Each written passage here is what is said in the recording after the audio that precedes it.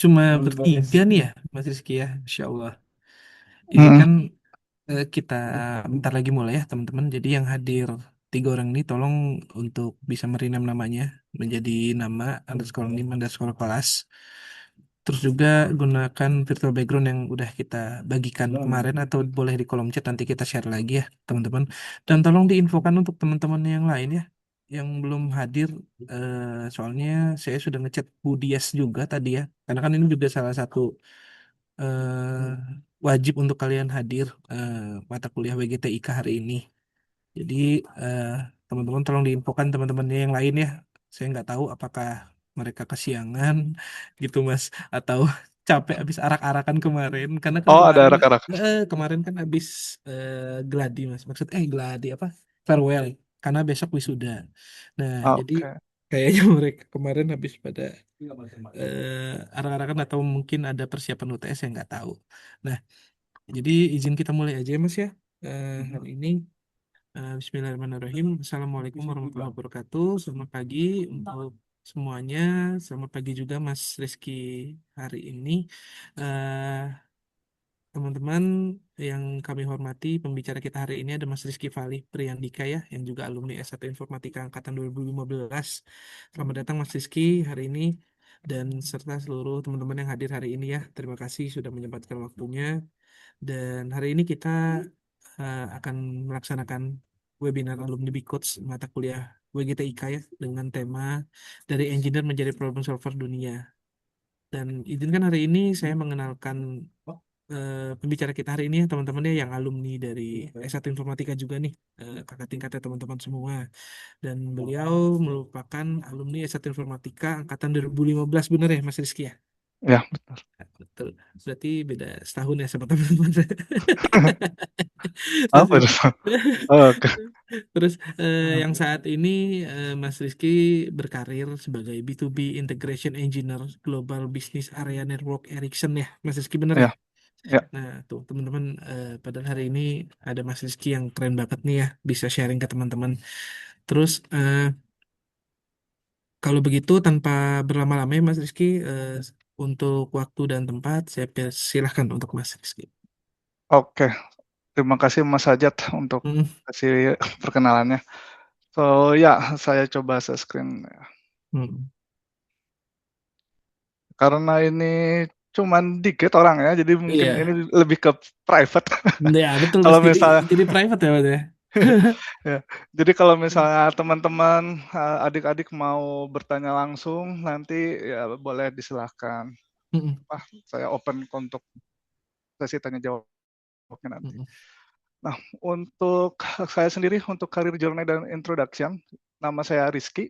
Jadi seperti yang sudah dijelaskan oleh Mas Ajat tadi, saya itu angkatan 2015 untuk jurusan teknik informatika. Dan waktu saya jadi mahasiswa di tahun tersebut, saya itu mantan member dari Lab AI. Mungkin teman-teman ada yang join Lab AI, nah, saya salah satu membernya dulu. Dan saya juga sebelumnya itu member dari laboratorium TLC. Saya juga nggak tahu TLC masih ada atau enggak, seingat saya masih. Dan ya di situ saya belajar lebih ke arah saya nyari tempat tidur untuk di TLC. Jadi saya waktu masih kuliah saya tuh punya dua lab. AI itu untuk lebih ke arah saya riset dan TLC itu lebih tempat saya menginap. Jadi di situ saya ada dua tempat, yang satu untuk belajar, yang satu untuk happy-happy lah. Dan juga sebelum saya masuk ke professional working, saya tuh sempat bekerja di beberapa perusahaan, salah satunya itu di PT Walden Global Service, itu tuh salah satu perusahaan swasta software house di Bandung, kalau nggak salah di daerah-daerah Cibaduyut ke sana, ke arah Kopo. Kemudian saya juga sempat di alumni startup, dulu tuh namanya tuh Kini Online, itu tuh saya di-approach sama alumni di LinkedIn, dan kebetulan saya juga tertarik karena waktu itu sebagai data scientist dan jadinya saya merasakan lah gimana proses startup itu apa dibangun lah awal-awal. Tapi sekarang startup itu udah nggak ada seingat saya. Kemudian saya juga sempat di Telkom Indonesia. Untuk Telkom Indonesia juga saya itu tuh program kalau nggak salah selama 6 bulan.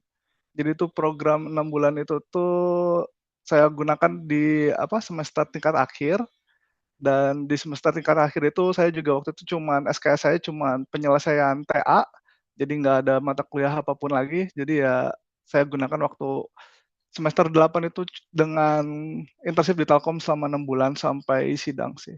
Dan after sidang saya juga masih ada internship lanjutan Accenture, itu tuh saya juga saya ngelakuin di Accenture itu sebagai konsultan di IT, dan di situ juga saya baru mengetahui apa bedanya, company multinasional gitu. Jadi kenapa kalau misal kalian lihat di sini tipe-tipenya tuh beda-beda gitu. Yang satu swasta, yang satu startup, yang satu BUMN, yang satu multinasional. Nah, dari semuanya ini tuh kenapa saya mencoba-coba semuanya, karena saya pengen tahu sebelum saya lulus, saya pengen tahu saya sukanya yang mana. Jadi saya nyoba-nyoba semuanya, dari WGS ini saya pada saat KP kalau nggak salah, pengen tahu perusahaan software house atau swasta Indo tuh kayak gimana strukturnya, startup juga saya tahu, pengen ngerasain cara ngebangun suatu company itu seperti apa, inisiasinya seperti apa, BUMN juga saya ingin tahu uh, kulturnya seperti apa, dan multinasional pun saya juga lebih ke explore sih. Jadi selama tingkat akhir pada saat saya kuliah di semester 7 8 itu fully saya cuma satu cuma satu pelajaran, eee, untuk ngerjain TA dan finalisasi TA doang, dan selama setahun itu ya saya intern di 4 tempat tersebut, dan alhamdulillahnya sekarang pilihan dari 4 tersebut saya mendapat kesimpulan saya cocoknya di multinational company, dan di situ untuk sekarang saya bekerja di Ericsson. Dan Ericsson di sini tuh salah satu multinational company yang udah lama ada di Indonesia sebenarnya. Dan saya juga di Ericsson udah selama 6 tahun. Kenapanya kenapa tetap stay di Ericsson, karena nyaman. Yang pertama nyaman, yang kedua juga saya juga untuk pindah ke perusahaan lain terutama di Indonesia cukup susah untuk nyari yang lebih nyaman, karena saya di sini tuh kerjanya remote, karena di Indonesia tuh udah jarang yang remote. Jadi kebetulan saya selama 6 tahun ini juga remote, dan saya juga, eee, fleksibel untuk absensi dan segala macamnya itu sangat fleksibel. Jadi sangat-sangat nyaman, dan minusnya tuh cuman satu, di mana kalian di mana orang-orang pada umumnya kerja, saya masih tidur, di mana kalian istirahat, saya masih kerja. Jadi time zone saya untuk kerja di Ericsson ini tuh mengikuti time zone Eropa sih. Jadi saya starting-nya kerja mulai jam 2 siang, beres jam 10 malam gitu. Oke. Sorry? Oke, lanjut. Dan dari sebelum di university ke professional life, apa sih bedanya? Sebenarnya tuh untuk perbedaan ketika kita kerja di profesional, itu tuh lebih ke kita nggak akan fokus ke teori, seperti apa yang kita lakuin di kampus, dan kita juga nggak akan lebih ke kayak individual project kayak mungkin tubes atau kalian ngelakuin project apapun di kampus itu nggak akan lebih ke seperti itu, tapi lebih ke project yang benar-benar nyata, yang di mana project project yang kalian kerjain itu tuh benar-benar ada deadline-nya. Kalau misalnya kalian telat, itu konsekuensinya itu akan banyak. Entah itu kalian akan dikucilkan, bisa jadi, entah itu kalian akan dapat SP, entah itu kalian akan dibuat di parking. Di parking di sini kalian nggak akan diikutin ke beberapa diskusi, ya udah kalian di sana aja sampai kontrak habis atau apapun itu. Jadi beda dengan apa yang kita lakuin pada saat kuliah. Misal kalau di kuliah itu ada tubes ya. Kalau di tubes itu kan biasanya kita kerja kelompok, dan biasanya tuh pada zaman saya tuh ada tren namanya satu carry sisa support. Jadi satu orang yang ngerjain sisanya cuma support, dan dikasih tugas pun kadang molor, kadang nggak ngerjain. Nah, kalau di kuliahan itu hal kayak gitu ya udahlah di-handle lagi sama orang-orang yang bisa nge-carry untuk orang-orang yang nggak ngerjain ini. Cuman pada saat kalian bekerja, orang-orang seperti ini tuh bakal jadi bom waktu. Mereka nggak akan bisa hidup secara profesional nantinya di kemudian hari dan tidak akan diperpanjang juga kalau misalnya mereka itu masih kontrak. Kemudian untuk professional life juga, kalian juga harus melakukan adaptasi terkait, eee, ekspektasi dari perusahaan kalian atau dari role kalian. Jadi di perusahaan itu tuh biasanya tuh ada standar KPI, ada standar performance yang harus kalian archive, I mean, harus kalian capai. Jadi tuh kalian tuh harus mengikuti SOP dari perusahaan masing-masing perusahaan kalian nantinya, yang di mana itu tuh jadi tuntutan wajib, tidak sama seperti saat kuliah.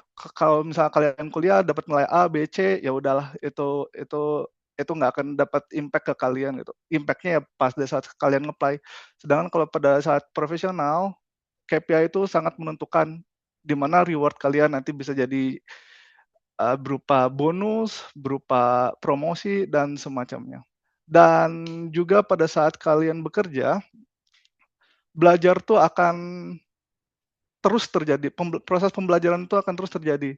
Jadi kalau misalnya dari kalian ada yang menganggap, "Ah, udahlah kuliah tuh habis kuliah tuh udah nggak akan ada namanya belajar-belajar lagi," itu tidak sama sekali. Karena pada saat kalian kuliah, eee, kal a ilmu yang kalian dapatkan di kuliah itu lebih ke fundamental aja. Jadi itu kurang lebih mungkin 50-60%-nya kita pakai, tapi sisanya itu benar-benar kalian belajar dari nol di perusahaan yang kalian dapat. Entah itu terkait, organisasinya, produk-produk yang mereka jual, atau tools-tools yang mereka gunakan untuk penunjang kalian untuk menyelesaikan pekerjaan kalian. Jadi bisa dibilang, akademik tuh nggak begitu kepakai 100%, mungkin cuma 50, 60, cuman itu tuh akan jadi penunjang kalian untuk di bagian administrasi. Jadi pada saat kalian mau nge-apply, ya validasi untuk perusahaan mengetahui profil kalian ya dari pendidikan itu, dari pendidikan kalian, kalian waktu saat jadi mahasiswa itu achievement-nya apa, kalian itu pada saat mahasiswa ngapain aja, dan semacamnya. Oke, kemudian untuk personal branding dan portofolio, jadi, pada saat kalian ingin melakukan atau ingin apply ke perusahaan-perusahaan multinasional atau atau BUMN, swasta atau, startup, eee, personal branding itu tuh cukup penting untuk zaman sekarang. Jadi itu alangkah lebih baiknya kalian mencoba untuk membuat personal branding kalian, entah itu kalian dari saat sekarang itu kalian mencoba nyari-nyari project-project, side project dari dosen, atau misal side project dari teman-teman kalian yang punya networking, atau yang udah kerja side job misal, atau mungkin kalian juga bisa mengeksplor internship-internship kayak yang saya lakukan sebelumnya selama setahun terakhir. Saya ngelakuin internship di beberapa perusahaan, terus saya mencari tahu kultur mana sih, perusahaan yang seperti apa sih yang saya suka, dan akhirnya pun saya memilih multinational company, dan pada saat saya apply pun, saya nge-apply-nya fokusnya ke multinational company. Jadi ya alhamdulillahnya juga dapat itu. Jadi itu untuk, kenapa kalian harus ngelakuin internship atau project kayak gitu, itu lebih ke untuk meningkatkan, resume atau CV kalian. Jadi itu kalian bisa merepresentasikan kalian pernah ngerjain project A, B, C dengan skill A, B, C, itu tuh bakal lebih mempermudah kalian mendapatkan job yang kalian inginkan atau company yang kalian inginkan. Dan untuk branding-nya sendiri tuh sebenarnya tuh kalian bisa bisa menggunakan online online platform, misal LinkedIn, atau misal menggunakan personal website. Mungkin terlihat kayak penting nggak penting, apalagi terkait personal website, tapi sebenarnya kalau misalnya kalian bisa ngebuat personal website, kalian bisa menggunakan modal kalian, misal uang jajan kalian atau pada saat kalian ngeasprak atau ngejagain ujian kalau nggak salah itu kan ada cuannya dikit ya. Kalian gunakan uang tersebut untuk membuat personal website kalian sebelum kalian lulus atau sebelum kalian apply, itu tuh sangat berguna. Karena kenapa? Karena kalau misalnya kalian nge-apply di bagian engineer, ketika kalian membuat personal website, itu tuh dari segi recruiter atau dari segi hiring manager, dia tuh bisa ngelihat konsep dasar kalian membuat aplikasi itu bisa kelihatan jelas dari personal website yang kalian buat. Karena kenapa? Dari proses pembuatan personal website, kalian bisa hiring manager tuh bisa ngelihat kalian tuh bisa menggunakan bahasa apa di personal website itu. Terus kalian juga bisa hiring manager juga bisa tahu, berarti kalian sudah memahami bagaimana kerjanya itu front end, terus bagaimana itu kerjanya kalian tuh deployment ke server mungkin ke VPS, terus dari VPS itu bagaimana caranya kalian tuh ngelakuin routing ke domain yang kalian buat. Jadi hal-hal yang kayak gini tuh bisa kelihatan kalau misalnya kalian mencantumkan portofolio kalian atau personal website kalian, terus pada saat diklik di situ banyak project-project kalian. Jadi itu bisa menjadi nilai yang sangat plus buat kalian, dan terutama dari teman-teman saya juga yang mempunyai personal website, itu terkadang pada saat kalian mempunyai personal website, di LinkedIn kalian pun suka banyak tawaran biasanya. Jadi karena profil kalian ditemukan di Google Search atau di internet, jadi banyak yang nge-approach kalian untuk menawari pekerjaan atau apakah open untuk set freelance dan semacamnya. Dan alasan lainnya kenapa personal website itu juga penting, itu untuk lebih ke mempresentasikan skill kalian. Jadi dengan adanya personal website, contohnya itu tuh kalian bisa merepresentasikan skill-skill kalian di sana tuh dengan sangat jelas sih. Gitu.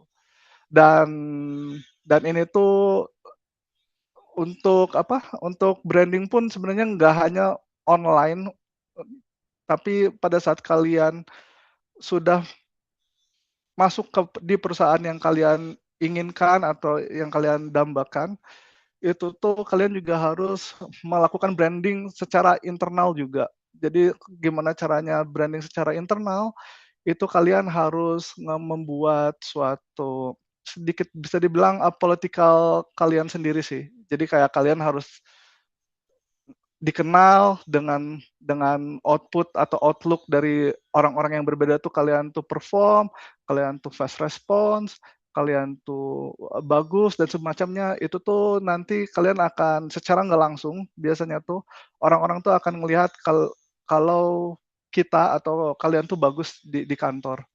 Jadi dengan seiringnya waktu nanti ketika kalian udah membuat branding kalian secara internal di kantor, promosi atau tarik menarik tuh bakal kejadian. Jadi nanti tuh misal departemen A pernah kerja, misal kalian pernah ngebantu departemen A, terus departemen A ngerasa kalian itu bagus, terus pas departemen A punya budget dan ingin hiring orang baru dan pernah kerja sama kalian, pasti kalian ditawarin terlebih dahulu, biasanya seperti itu di perusahaan. Jadi lebih ke branding itu sangatlah penting karena nanti di perusahaan pun bisa dibilang skill itu nggak begitu menunjang ke karir. Skill bagus atau pintar itu nggak hampir 100% itu menunjang karir.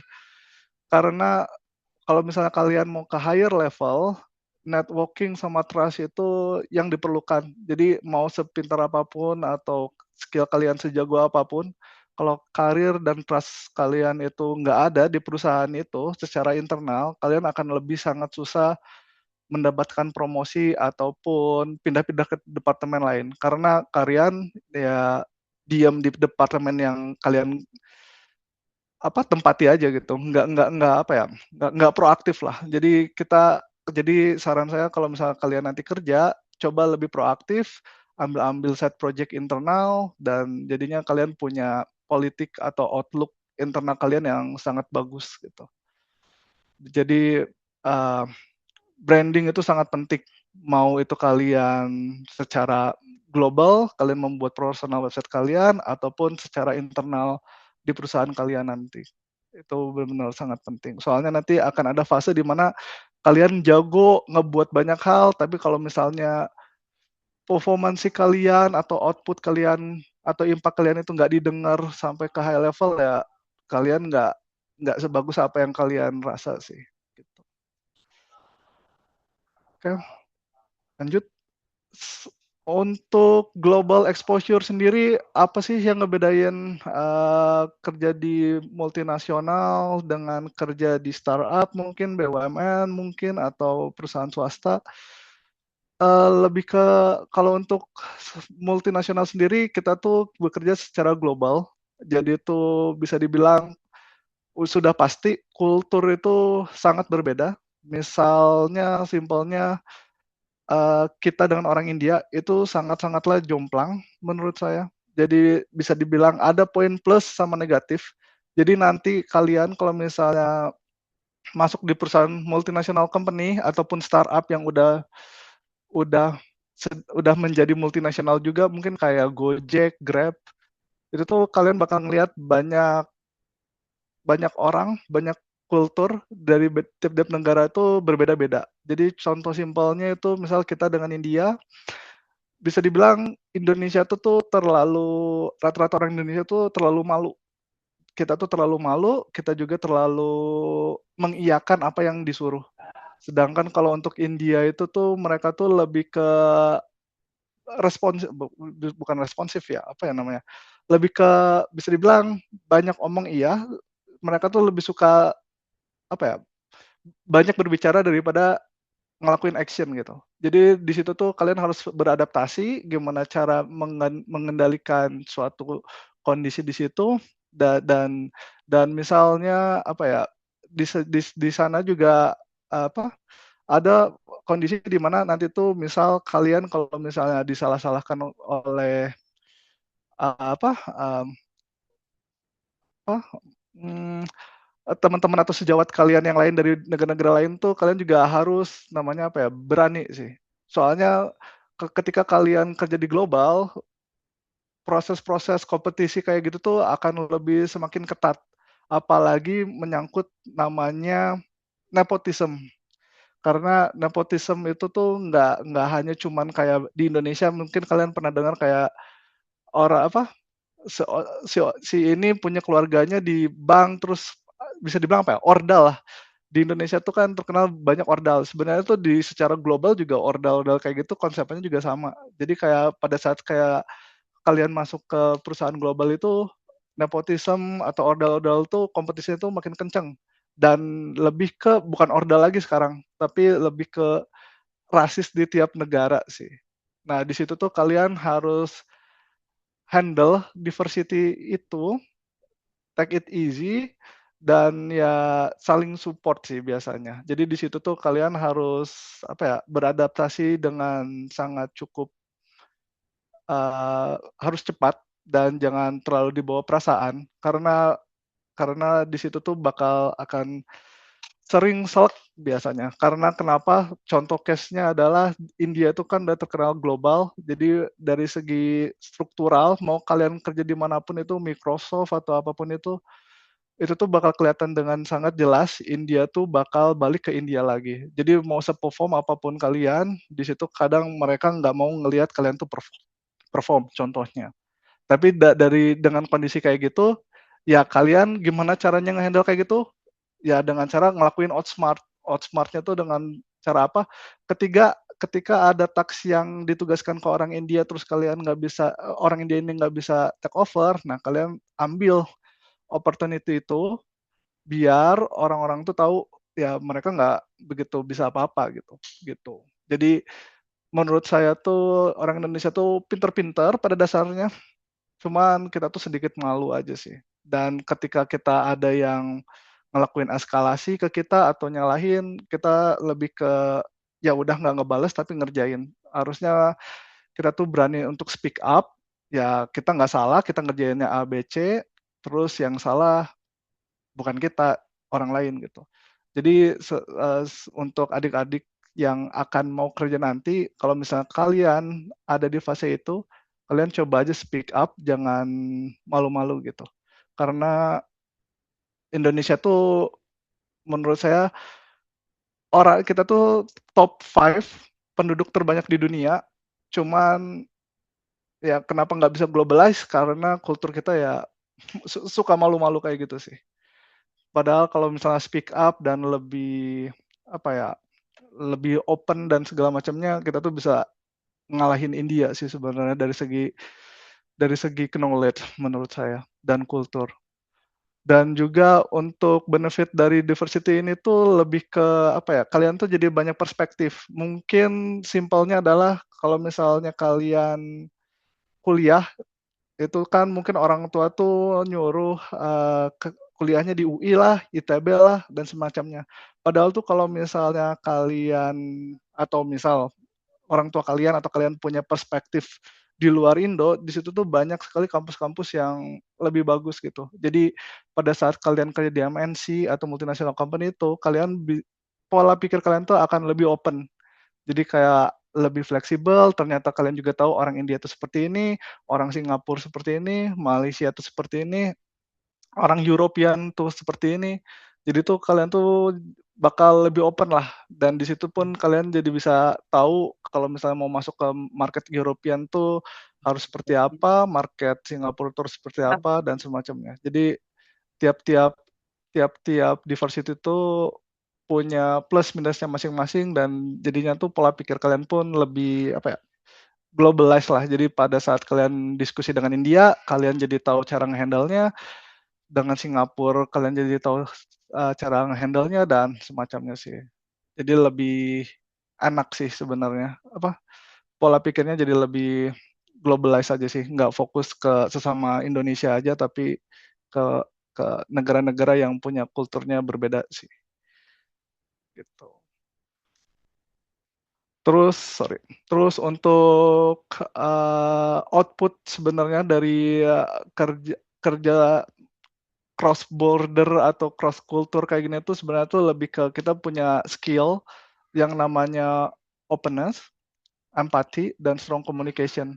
Karena kita harus saling tektokan, udah pasti komunikasi itu bakal meningkat karena kalian harus berkomunikasi dengan orang yang bahasa ibunya tuh beda gitu. Kita nggunain bahasa Inggris tapi kadang understanding-nya juga beda gitu. Kita nerangin A, kadang orang ini nerangin B, terus gimana caranya biar mereka ngerti apa yang kita jelasin, ya entah kalian buat flowchart, entah kalian ngegambar-gambar diagram, itu juga bisa ngebantu kalian nantinya kalau misalnya ada case di mana kalian ngerasa grammar kalian benar, objective meaning explanation kalian benar, tapi mereka masih nggak ngerti. Nah, itu biasanya saya ngelakuin buat diagram flow ke mereka. Jadi itu biar lebih mempermudah sih. Gitu. Dan empati di sini pun lebih ke empati karena tiap negara juga punya kulturnya beda-beda, dan ya lebih ke kita harus saling bantu aja. Misal kayak ada yang demanding nantinya, ya tetap kita bantu aja semuanya gitu. Jadi lebih ke apa ya? Ya ya saling tolong menolong lah satu sama lain. Jadi saling backup-nya juga lebih enak, terus kita juga misal ada fase di mana mereka bakal libur panjang untuk Christmas, karena kita Indonesia ya kita backup untuk ngisi kekosongan mereka, dan pada saat kita Idul Fitri pun ya mereka balik backup ke kita. Jadi ya saling empati, jadi pada saat liburan mereka nggak diganggu, kita pun nggak diganggu sih, gitu. Terus untuk sebagai engineer sendiri, sebenarnya engineer tuh menurut saya tuh posisi yang cukup fleksibel menurut saya. Jadi tuh apalagi adik-adik sekarang tuh di posisi IT. Jadi tuh untuk engineer tuh menurut saya tuh fleksibel karena hampir semua perusahaan itu tuh menggunakan IT atau automation, dan dan juga, hampir semua perusahaan sedang melakukan efisiensi. Jadi dengan adanya engineer itu atau orang IT, kita bisa ngelakuin suatu problem solving yang di mana misal sebelumnya dilakuin secara manual dan datanya juga acak-acakan, kita bisa melakukan suatu otomasi atau transformasi dengan membuat suatu tools atau suatu proses yang dilakukan secara automate atau semi automate. Misal contohnya adalah dulu itu di bagian finance di bagian finance, itu tuh ada proses namanya data entry dari apa, dari Excel sheet ke SAP. Nah, dari kita sebagai engineer, kalau kalau kita ngelihat misal di perusahaan kalian punya tools RPA kayak Blue Prism atau UiPath, itu tuh kita bisa melakukan suatu integrasi. Ini salah satu case-nya. Jadi kita ngebuat suatu integrasi atau suatu bot yang dimana dia akan ngebaca Excel sheet yang disimpan di suatu cell folder misal, habis itu dia bakal masukin datanya ke SAP secara otomasi. Jadi di sini kita bisa ngelihat kita melakukan efisiensi di mana sebelumnya itu manual entry dari orang finance yang kadang bisa jadi human error dan semacamnya terjadi di SAP-nya, terus sekarang kita ngelakuin data entry dengan bot yang di mana itu udah pasti kesalahan di data entry itu bakal berkurang, terus kita pun nggak harus ngealokasiin orang banyak untuk ngelakuin data entry biar sistem yang ngelakuin itu secara otomasi. Dan untuk sistem integrasi sendiri, menurut saya tuh juga ini adalah suatu konsep yang sangat penting, terutama kalian di bagian IT, karena menurut saya sistem integrasi itu tuh bakal menjadi suatu tren ke depannya. Karena, eee, di tren sekarang itu tuh hampir semua melakukan efisiensi, yang di mana sebelumnya manual dan sekarang otomasi. Dan kalau misalnya kalian ngikutin tren-tren sekarang, kita tuh lagi tren namanya AI agent. Dan konsepan AI agent ini tuh pada dasarnya adalah integrasi juga. Jadi di mana kalian bisa ngelakuin integrasi email kalian ke AI agent, terus AI agent integrasi ke LLM model model Gen AI, entah kalian menggunakan Gemini atau gunakan Claude atau gunain OpenAI, kemudian nanti outputnya bisa di-send lagi entah ke tools lain, entah ke email orang lain dan semacamnya. Nah, AI agent ini tuh pada dasarnya tuh bisa bekerja karena proses apa, proses integrasi itu. Jadi pada dasarnya kalau misalnya kalian ingin apa, ingin tahu nih ke depannya role apa sih yang bakal dicari, menurut saya tuh role-role yang terkait bagian integrasi, bagian DevOps, dan bagian data. Kenapa 3 role itu menurut saya penting, karena di kedepannya itu tuh 3 role ini tuh masih ada kemungkinan human interface-nya. Jadi misal kalau misal kalian mengambil, role integrasi, itu tuh pasti akan ada human interface-nya, karena kenapa?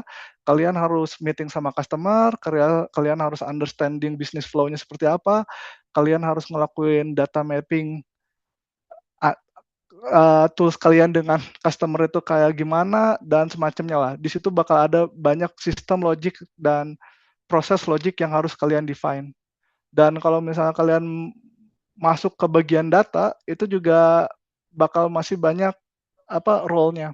Karena kenapa? Di bagian data itu tuh hampir semua perusahaan enterprise, data tuh mereka tuh pakai platform. Misalnya contoh kayak pakai Tableau, atau pakai Pentaho, atau pakai, Snowflake untuk database-nya mungkin. Nah, platform-platform ini tuh masih bisa dibilang belum automated, jadi masih ada human interface-nya yang di mana kita harus ngelakuin beberapa query, ngelakuin, klik sana klik sini dan semacamnya. Jadi itu bagian data itu benar-benar sangat penting karena hampir seluruh enterprise itu menggunakan tools, nggak pernah jarang enterprise gunain open source. Itu jarang sekali karena untuk meminimalisir data leak sama security biasanya. Jadi mereka nggak mau pusing kalau pakai open source security-nya leak atau kena hack. Jadi mereka pasti udah bayar tools-tools yang udah ngehandle itu gitu.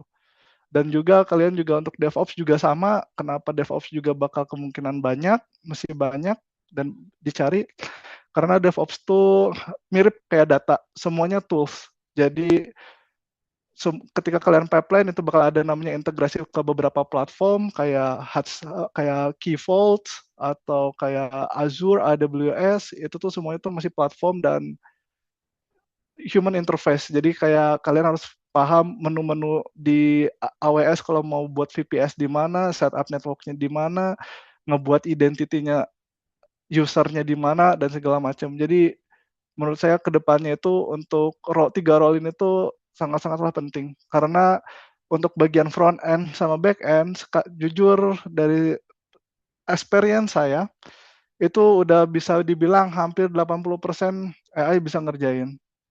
Dan saya pun selama 6 tahun ini selama 6 tahun ini saya tuh dari 2025 sampai 2026 ini saya udah nggak ngoding sama sekali. Jadi kayak dengan adanya vibe coding, kayak entah pakai Claude atau Cursor atau Kiro, itu tuh proses development tuh jadi sangat cepat. Yang mungkin misal kalian ngebuat personal website bisa berhari-hari atau 1 minggu atau sebulan, sama AI itu bisa cuma hitungan jam aja sih. Asalkan kalian tahu konten-konten yang kalian masukkan apa, terus kalian juga tahu framework atau pipeline yang kalian pengenin tuh kayak apa. Jadi benar-benar apa ya? Benar-benar game changing menurut saya. Jadi tuh role-role yang kayak gitu tuh pasti tetap butuh. Cuman kalau bisa kalian pun fokus di fundamental. Kalau misalnya kalian ingin jadi front end sama back end, karena karena at the end kalau misalnya kalian ngeplay di posisi front end atau back end, fundamental itu bakal jadi bagian proses administrasi sama tes dan screening awal. Cuman saya yakin pada saat kalian udah nge-apply dan dapat offer, keterima, itu tuh proses awal tuh nggak akan dilakukan pada saat kalian beneran aktual kerja gitu. Karena aktual kerja pasti kalian bakal dibantu dengan AI support. Contohnya dengan Kiro atau dengan Claude. Jadi apa ya? Um, agak sedikit fleksibel sekarang. Jadi lebih ke fundamental diperkuat untuk administrasi awal, tapi pada saat kalian dapat offer itu kalian bakal tahu apa lebih mudah dengan AI daripada kalian ngetik dari nol sih. Karena menurut saya bagian software developer itu tuh repetitif, jadi hal yang bakal terus berulang. Jadi AI pun akan semakin pintar ke depannya. Jadi menurut saya kalau untuk ngikutin tren, fokuslah di integration, DevOps sama data. Kalau misalnya kalian bertanya-tanya, kira-kira role apa sih Kak yang bagus untuk kedepannya? Menurut saya untuk di bagian engineer ya 3 itu. Karena 3 itu tuh masih ada tektokan harus sama stakeholder dan semuanya itu masih banyak human interface. Jadi agent nggak bisa nge-handle itu. Sedangkan kalau untuk software developer tuh agent bisa nge-handle itu. Karena bisa dibuat end to end ya. Misal contohnya dari PO atau project manager atau product owner, mereka nggak buat backlog di Jira. Terus sebenarnya agent juga punya koneksi dari Jira untuk ngecek nih backlog apa aja atau requirement apa aja yang harus dikerjakan sama adik-adik misal. Terus nanti dari backlog itu agent juga bisa nge-forward lagi ke agent lain. Ini backlog yang harus kamu kerjakan sebagai agent software developer atau backend. Tolong buatkan fitur dengan frameworknya bla bla bla bla bla. Dan dari agent yang sebelumnya pun dari agent yang bertingkah sebagai software developer, dia bakal buat semuanya dan bakal bisa dibilang akurasinya kadang hampir 90% sesuai apa yang kita inputkan. Jadi udah sebisa end to end itu gitu kalau untuk software developer. Jadi jadi menurut saya untuk kedepannya lebih baik kalian coba belajar DevOps, belajar data engineering, dan belajar sistem integrasi atau distribusi itu seperti apa sih. Oke. Kemudian untuk teknologi etik sendiri, untuk ethical di di IT itu sendiri tuh sebenarnya tuh lebih ke arah data security dan privacy. Jadi itu tuh kalian tuh pada saat kalian kerja di perusahaan, suatu perusahaan misal, kemudian di perusahaan itu tuh menggunakan OpenAI atau apapun itu, kalian tuh harus ngejaga privasi perusahaan kalian. Kadang tuh di perusahaan itu tuh misal sekarang tuh dikit-dikit kan ChatGPT, dikit-dikit kita Gemini, perusahaan tuh biasanya tuh memblokir atau tidak menyarankan kalian tuh menggunakan platform itu. Karena kenapa? Dari segi perusahaan itu dia nggak mau kalian tuh misal dapat dokumen perusahaan, terus kalian ngupload ke ChatGPT atau Gemini itu malah menyebabkan kalian tuh menyebar apa ya, data penting perusahaan lah ke ChatGPT atau ke Gemini secara cuma-cuma.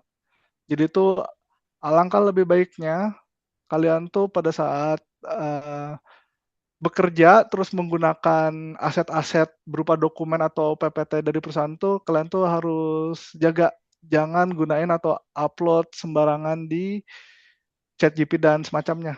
Karena kenapa? Kadang ada perusahaan yang udah strict, kalau misalnya kalian ketahuan ke situ, biasanya kalian kena SP. Jadi jadi sangat tidak disarankan untuk melakukan hal itu. Jadi itu kalian harus menjaga data-data yang kalian gunakan nanti pada saat bekerja, dan kalian juga harus menjaga privasi kalian, kayak ngupload muka kalian di ChatGPT atau apapun itu, kalau bisa ya diminimalisir, kalau bisa diminimalisir atau bahkan tidak sama sekali, karena itu bakal data leak buat kalian sih. Dan kita pun nggak tahu walaupun di sana ada privacy and concern dari ChatGPT nggak akan capture atau save data kita, cuman kan kita nggak tahu apakah itu concern itu benar atau tidak sebenarnya. Jadi untuk meminimalisir itu jangan kita upload data-data perusahaan kita secara sembarangan. Terus Kak, gimana caranya kita menggunakan Gen AI di perusahaan kita? Nah, biasanya itu kalau kalau perusahaan-perusahaan besar, mereka tuh punya ChatGPT-nya mereka sendiri. Jadi mereka tuh nge-rebuild biasanya ChatGPT versi mereka sendiri, entah pakai platform yang udah kerja sama ataupun mereka ngebuat dari nol dengan partner LLM yang udah kerja sama. Jadi tuh mereka tuh ngebuat apa ya, replika dari ChatGPT atau Gemini tapi versi internalnya mereka. Yang ngebedain apa, kalau misalnya kalian pakai Gemini sama ChatGPT, itu kan ada fitur search webs. Kalau misalnya kalian gunain yang ChatGPT Plus kalau nggak salah, itu tuh ChatGPT tuh bisa ngelakuin scraping di internet. Jadi kayak misal kalian ingin cari saham A, apakah bagus atau enggak, kalau misalnya kalian gunain GPT Plus, itu tuh dia tuh bisa nge-scraping based on latest input atau latest data yang ada di internet, terus ngelakuin analisis, kemudian ngasih outputnya seperti apa. Nah, kalau untuk yang bedanya yang versi internal enterprise ini, tiap-tiap perusahaan tuh biasanya fitur itu tuh tetap ada, tapi scope-nya itu nggak cuma di internet, tapi kita juga bahkan bisa ngelakuin scraping untuk apa ya, aset internal perusahaan kita. Jadi misal kalian mau cari tahu nih solusi ABC ini udah pernah ada nggak sih di perusahaan kita atau apa. Kalau misalnya perusahaan itu punya kayak mini GPT atau mirip-mirip GPT di internal, kalian tuh bisa ngelakuin banyak riset lah, banyak market, karena dia bakal ngelakuin scraping di PPT atau cell folder satu perusahaan, terus habis itu ngebaca dokumen, terus kalian bisa dapat insight. terkait produk ini tuh udah ada atau belum. Terus kalau misalnya nggak ada, kalian bisa bikin proposal atau bikin proposal ke manajer kalian atau head kalian. Kalian ingin melakukan inovasi semacamnya. Jadi benar-benar apa ya, strict lah kalau untuk yang perusahaan ini. Jadi yang paling pasti itu kalau kalian udah kerja di perusahaan tuh personal information, terus aset-aset perusahaan itu benar-benar harus dijaga karena tuh terkadang mereka tuh udah canggih, kalian tuh akan kedeteksi. Misal kayak hal simpelnya gini deh, misal kalian udah dapat aset laptop, kemudian kalian tuh nganggap, wah dapat laptop bagus nih, misal dapat dapat grafiknya AMD atau Nvidia, terus install game ah. Nah biasanya tuh kalau misal kalian menggunakan laptop kantor, itu biasanya bakal kedetek sama IT security-nya. Atau misal install Steam lah, itu tuh tetap bakal kedetek sama security-nya. Jadi itu bakal ada SP dan kalian ya harus uninstall biasanya. Jadi untuk nanti ke depan itu kalian harus apa ya, jagalah aset-aset perusahaan kalian, jangan disalahgunakan karena kalau kalian melakukan hal-hal yang tidak seharusnya menggunakan aset perusahaan, ya itu tuh bakal bakal apa, berimpak ke kalian.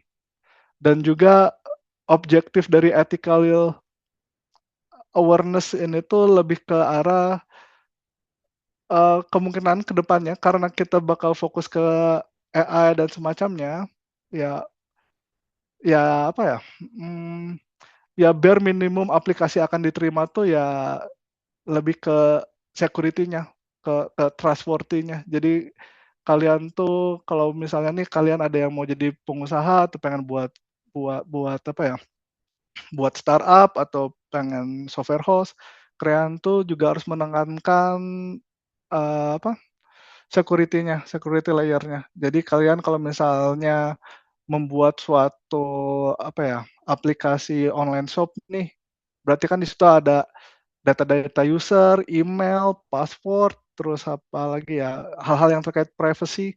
Dan di situ tuh kalian harus ngasih tahu ke klien kalian gimana kalian yang ngejaga username password-nya, entah di-decrypt, entah di-encrypt nanti, ataupun ataupun kalian mempunyai security layer, di database itu nggak akan kelihatan detailnya apa, dan semacamnya lah. Jadi hal kayak gitu tuh akan jadi apa ya, demanding, terutama AI agent itu bakal bakal semakin tren, efisiensi ke depannya makin tren juga karena AI agent bisa nge-handle end-to-end proses yang dulunya manual, sekarang bisa automated dari layer requirement sampai development.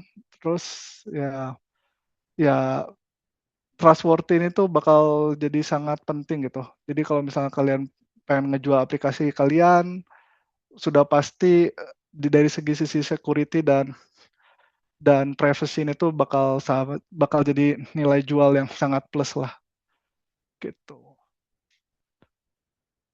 Oke.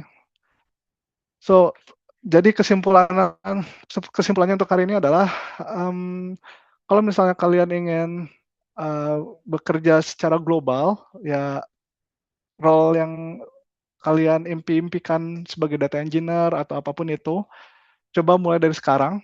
Dari sekarang, misal kalian punya waktu atau punya planning seperti saya mungkin di tingkat akhir, saya cuma mau ngambil satu mata kuliah doang, SKS doang, di semester 7 sama 8. Berarti kan tuh banyak waktu nganggur tuh.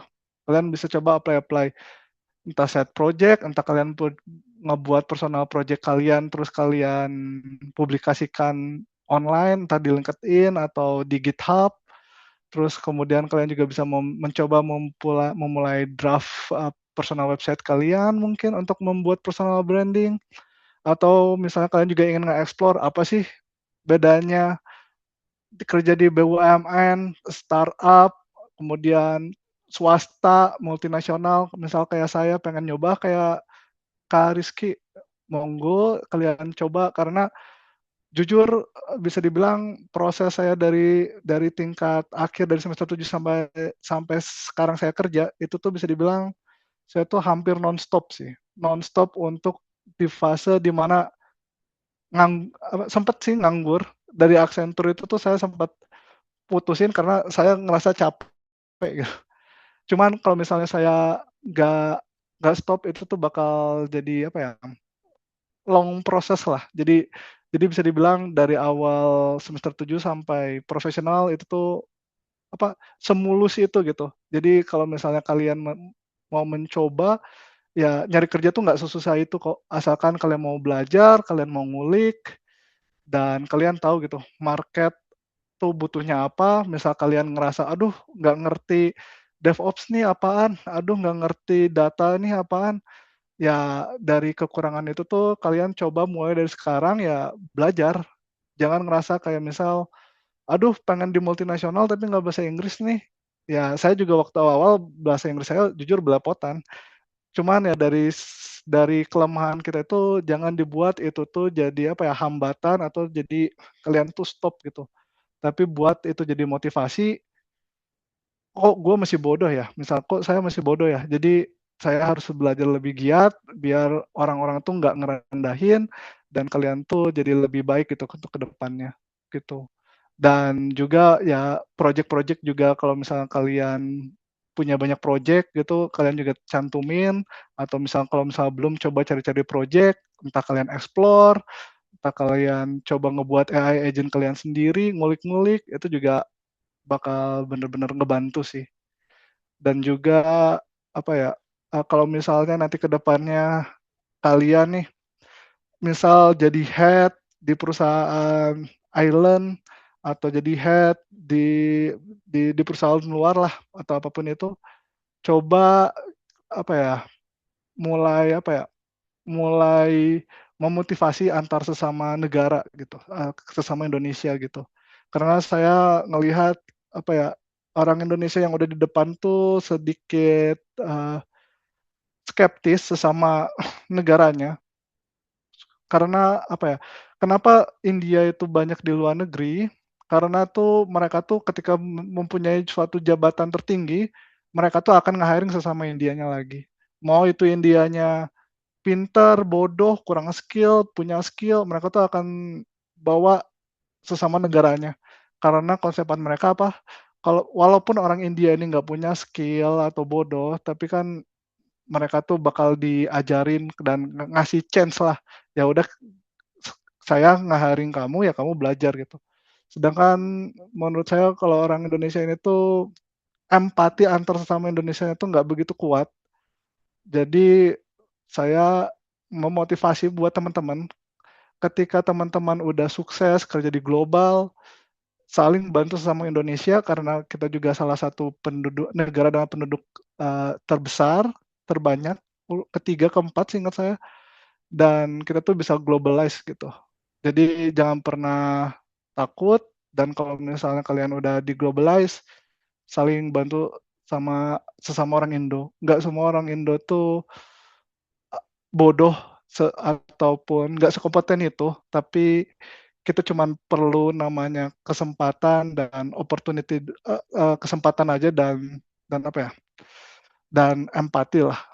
Kasih kesempatan sesama orang Indo untuk saling bantu dan saling apa ya, eee, sukses bersama lah intinya mah.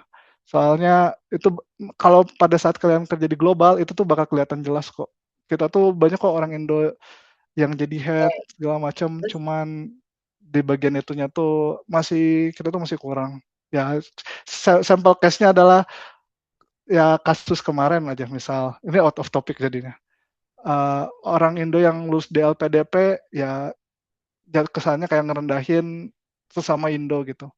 Padahal kan dia juga di LPDP, kita bayar pajak, karena kita bayar pajak, kalian bisa LPDP gitu. Tapi malah orang-orang yang sukses Indo tuh malah ngerendahin orang-orang Indo yang masih kerja, masih nyari uang di Indonesia gitu. Harusnya hal kayak gitu tuh sebisa mungkin untuk Gen Z, apalagi untuk saya kan Gen Z awal ya, itu tuh benar-benar harus kita potong sih, kultur seperti itu. Soalnya kalau misalnya kita potong kultur seperti itu, kita mengikuti orang India, nggak ngejatuhin sesama orang India dan malah narik satu gerombolan sesama India, itu tuh bakal lebih better secara global sih, gitu. gitu, saran saya. Jadi kalau misal kalian sukses ke depannya nanti, saling support sama Indo, saling support adik-adik, apalagi, sesama alumni universitas.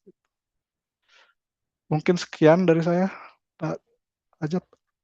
Oke, Mas Rizky. Wah, banyak banget ya yang insight-insight yang mungkin gak didapat dari teori di kelas ya, dari pengalamannya Mas Rizky. Oke, Mas, ini kita lanjut ke sesi tanya jawab. Jadi bagi teman-teman Mhm, yang ingin bertanya langsung boleh banget raise hand, nanti open mic dan boleh juga di kolom chat. Dan ini di kolom chat udah ada beberapa pertanyaan ya, Mas. oke boleh. Yang Mhm. pertama nih, perkenalkan saya Agus Fahru Rozi, izin bertanya saat ini masih ada pandangan di kalangan mahasiswa bahwa bekerja di perusahaan startup, terutama yang bergerak di domain yang masih berkembang, sering dianggap kurang menjanjikan dibandingkan perusahaan multinasional. Padahal startup justru menawarkan budaya kerja yang dinamis, penuh tantangan, serta ruang inovasi yang besar untuk berkembang di masa depan. Pertanyaan saya, bagaimana strategi untuk menanamkan pola pikir kepada mahasiswa agar lebih terbuka melihat potensi dunia startup, serta membangkitkan semangat mereka untuk terlibat berkontribusi bahkan membangun startup sendiri sebagai pilihan karir yang prospektif, Mas? Oke. So, buat itu tuh sebenarnya lebih ke aduh saya juga agak sulit. Soalnya saya juga, hmm, gimana ya, sebenarnya gini loh, lebih ke mau startup atau multinasional tuh sebenarnya tuh balik lagi ke objektif dari teman-teman masing-masing sebenarnya. Kalau dari POV saya, karena saya juga pernah ke startup, yang ngebedain dari multinasional dan startup itu tuh udah pasti adalah learning growth-nya. Kalau misalnya teman-teman orangnya eksploratif, orangnya pengen membuat hal baru, terus orangnya yang high risk, bisa dibilang high reward, ya ya startup itu menurut saya itu sangat-sangat menjanjikan gitu. Dan apalagi misal kalian ngebuat startup, terus teman-teman kalian itu satu pemikiran semua, objektifnya sama, konsisten, dan komunikasinya juga bagus, ya menurut saya ya startup itu bakal bagus tentunya. Karena gimana ya, startup tuh menurut saya tuh bagus tapi kita harus komitmen. Jadi kalau misalnya startup itu nggak komitmen atau manajemennya udah berantakan itu tuh agak-agak agak bisa dibilang apa ya, agak risk-nya tuh agak tinggi sih menurut saya. Karena kenapa startup itu tuh nggak tahu sih, menurut saya startup itu di Indonesia tuh untuk sekarang itu mungkin masih apa ya, persentasenya tuh untungnya tuh masih dikit lah, masih hitungan jari lah startup-startup kayaknya tuh yang yang udah untung tapi utangnya tuh atau yang udah profit tuh masih hitungan jari sih seingat saya. Jadi jadi apa ya, di situ tuh bakal jadi ada namanya resiko. Resiko di mana ketika kalian kerja di startup, dana operasional mereka tuh kan hampir hampir banyaknya tuh di segi investment. Jadi itu ya bisa dibilang kalau kalian kerja di startup tuh lebih ke kalian tuh kerja dengan tali yang sedang dibakar. Jadi kita tuh nggak akan tahu tali itu tuh dibakarnya tuh bakal habisnya tuh kapan. Cuman itu tuh bisa jadi apa ya, risk yang harus kalian note, eee, ke risk yang harus kalian note karena akan ada fase di mana tali itu habis, ya layoff itu bakal bakal kejadian gitu. Cuman ya itu tadi, biasanya tuh waktu zaman saya dulu, startup itu tuh jadi tren, karena orang yang ngerti IT itu dikit dan kadang tuh karena orang yang ngerti IT dikit, jadi tuh apa ya, demand-nya tinggi, supply-nya dikit. Makanya dulu tuh pas angkatan saya tuh ada itu teman saya, sempat kerja di Gojek, dia tuh gajinya langsung 30 juta gitu, nggak masuk akal kan. Cuman kalau misalnya kalian compare dengan kondisi existing sekarang yang udah bubble, kalau misalnya kalian pengen di startup gaji 30 juta fresh grade gitu, sekarang tuh udah nggak akan kayak gitu lagi. Karena market itu udah berubah dan juga investment di Indonesia juga seingat saya nggak begitu sebanyak dulu karena udah banyak-banyak kasus terkait scamming sama penipuan yang sebelumnya itu dari apa, advisory. Jadi mungkin outlook Indonesia udah nggak sebagus dulu, jadi apa ya, lebih ke kalian maunya gimana sih? Startup itu udah pasti fleksibel, anak-anak muda semua, kemudian high risk, high reward, gaji kalian mungkin bisa lebih gede dari BUMN atau kalian kerja di swasta. Swasta biasanya, swasta Indonesia pada umumnya, tapi biasanya akan sama-sama kayak multinasional atau mungkin lebih dikit daripada multinasional biasanya. Yang ngebedain tuh ya apa, ya growth-nya aja. Jadi kalian akan ada di fase di mana ketika posisi kalian di startup itu tuh masih kecil, terus tiba-tiba growth-nya tinggi, jadi besar gitu, ekspansi dan segala macam, ya kalian bakal kecipratan growth itu sih. Jadi posisi kalian bakal cepet cepat naik. Misal kayak kalian baru kerja 3, 4, 5 tahun langsung head di perusahaan startup kalian. Terus ya kalian juga bakal dapat growth di salary kalian juga dengan sangat cepat selaras dengan Selaras dengan si, si apa? Si status kalian gitu di startup itu. Jadi bisa dibilang menurut saya sih balik lagi ke objektif kalian sih. Kalau misalnya kalian pengennya safety tapi pengen global diversity, ya menurut saya MNC masih baik sih. Sebenarnya tuh safety tuh semua perusahaan nggak untuk sekarang tuh lagi nggak safety semua sih. Cuman kalau untuk ngambil-ngambil poin plusnya ya yang agak safety ya udah pasti multinasional, bahasa Inggris kalian juga bakal kepake hampir daily, terus ya exposure kalian juga ke klien-klien luar tuh udah paling enak sih. Kalau dari POV saya ya, dibanding startup. Walaupun startup juga kalau misalnya kalian masuknya Gojek atau Bukalapak gitu-gitu, pasti di situ ada orang-orang dari luar juga dan gaji juga mungkin lebih besar. Cuman ya itu tadi kalau di startup itu mau kalian dikasih offeringnya kontrak atau permanen, itu tuh tetap kalian tuh kayak kerja di perusahaan yang talinya tuh lagi dibakar, yang dimana ujungnya pun kalian yang nggak tahu itu di mana sampai talinya habis gitu. Jadi balik lagi ke kalian sih, kalau kalian seneng yang high risk high reward, suka suka growth-nya tinggi, ya startup udah paling terbaik sih menurut saya. Soalnya untuk learning growth itu nggak ada yang terbaik, nggak ada yang lebih baik dari startup menurut saya. Jadi Hmm, kalau misalnya kalian di perusahaan biasa itu ya udah stagnan sih dari segi growth biasanya gitu. mm-mm. Oke, ya, betul banget ya Mas ya. Nah, terus nih Mas ada lanjutan pertanyaan lagi nih. Mungkin masih menyangkut hal yang tadi juga ya. Hmm. Nih, dalam membangun startup, mahasiswa sering didorong berani berinovasi. Namun seringkali belum banyak dibekali perspektif tentang keberlanjutan bisnis dan profitabilitas. Bagaimana cara memberikan insight kepada mahasiswa untuk memahami kapan sebuah startup diproyeksikan mencapai titik impas atau BEP, Mas, break even point, dan profitabilitas, sehingga mereka tidak hanya berorientasi pada ide, tapi juga pada keberlangsungan usahanya.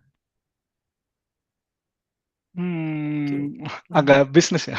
Heeh. Ya, ya, kalau dari POV saya sih kalau untuk BEP dan itunya sih lebih ke ini sih lebih ke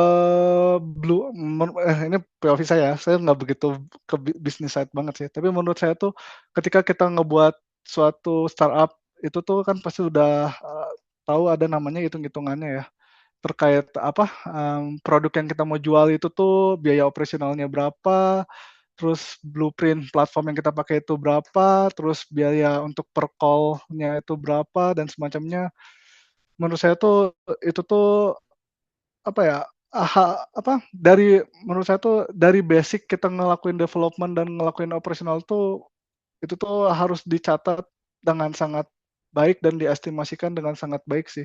Soalnya lebih ke gini sih, kebanyakan saya nggak ngomong startup sih.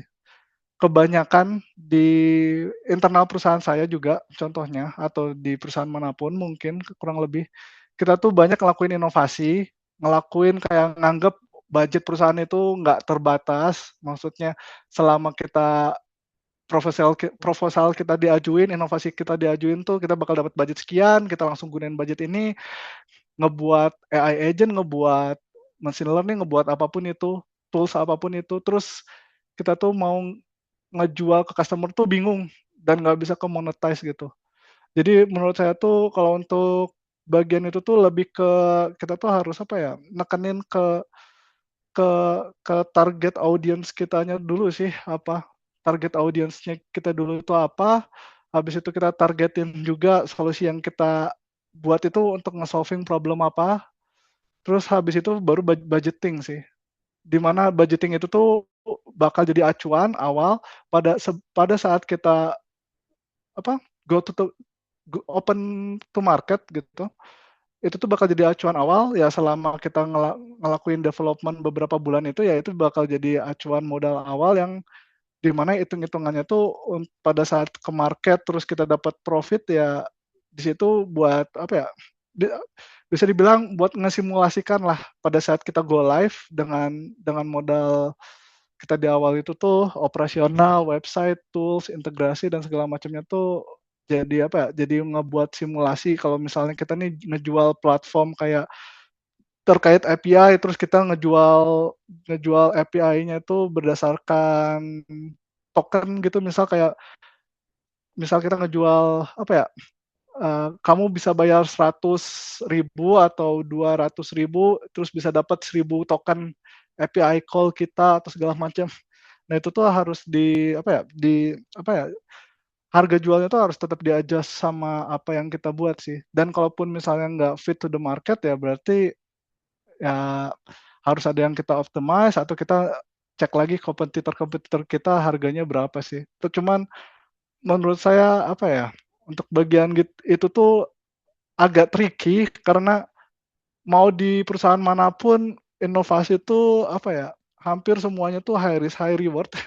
Jadi kayak mau dia itu ada budget atau nggak ada, kadang tuh endingnya tuh bakal nggak dipakai, terus ujung-ujungnya dibubarin sih. Jadi gimana ya, harus benar-benar tahu gitu stakeholder atau problem yang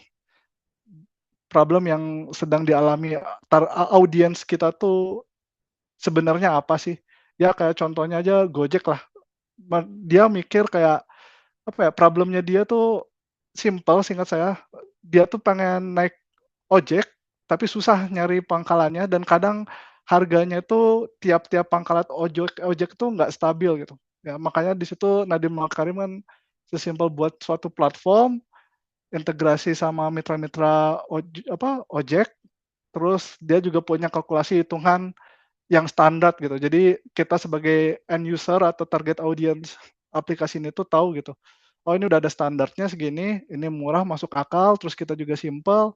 Jadi tuh metrik-metrik kayak gitu tuh harus di-define sedetail mungkin di awal sih. Soalnya kadang ada beberapa orang tuh inovasi tuh ya sebatas cuman nge-solving satu problem, tapi sebenarnya tuh itu bisa dibilang penting nggak penting sih gitu. Jadi kayak apa ya, importance problemnya tuh penting nggak pentingnya juga harus dianalisis sih menurut saya. Jadi untuk mencapai BEP pun ya kalau saya nggak pernah hitung-hitungan BEP ya, tapi seingat saya BEP itu balik modal dari modal awal kita kan. Ya yang terpenting itu pencatatan development itu harus dicatat sampai go live, terus ya tinggal disimulasikan aja. Misal kita jualan ini terus dengan harga sekian ya tinggal disimulasikan kalau kejualnya ke 2, 3 perusahaan, 4 perusahaan atau user yang beli per bulannya berapa, ya udah di situ nanti kelihatan apa simulasi BEP kalian dapatnya di tahun berapa.